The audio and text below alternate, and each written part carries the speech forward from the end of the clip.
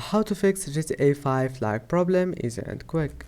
In today's video I'm gonna show you how to fix this problem easy and quick. First, open settings, go to privacy, scroll down until you find background apps, click on it, and then turn off the first option. After that, let's move to the next step. Go to gaming and then turn off Xbox game bar and go to game mode, turn it on, and then go to graphics settings. After that, turn on this option and then click browse, search for GTA 5 and then click on it and click add, and here we'll find it. Click on it and then click options and select high performance and click save.